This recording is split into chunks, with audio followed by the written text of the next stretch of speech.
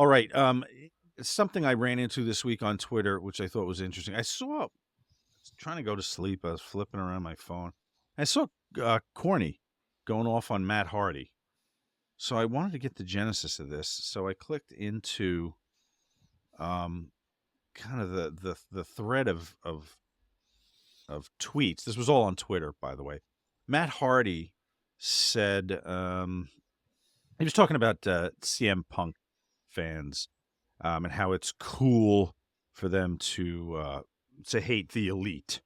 So he brings Cornette into it and says, between this and the toxic Cornette cult, these guys don't get the adoration that they truly deserve. The diehard elite fans are phenomenal and get why they're special, but there's a huge chunk of fans that fail to give them credit where they deserve. Give these guys their flowers. So Corny tweets back.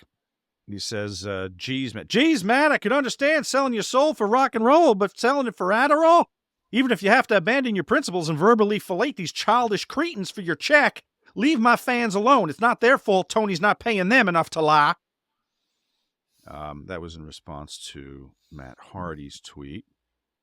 And then the madness continued, I think. This is what I was... So I was watching our show, just watching it back because I had, sometimes I like to check, our shows. So I was watching it last night because there's your sound has been fine, if that's what you're checking, since the Janet Jackson. But I do that, man. Nasty. I checked just to make sure, and so I fell asleep listening to our show, and because my voice puts me to sleep. I was going to say there's a ringing endorsement for last week's episode. No, it's just because it's me, But no, I was tired, and I woke up, and I guess like Jim's show must follow ours on like some kind of a tape thing. So, and he was in the middle of the rant about how that Wednesday night should be AEW and Friday night should be Ring of Honor, and that way people can have the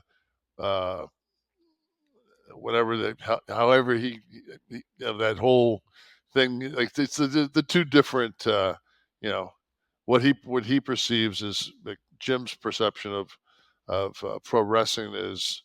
And was he going wild? Was it like an alarm clock? Did you wake up? No, it's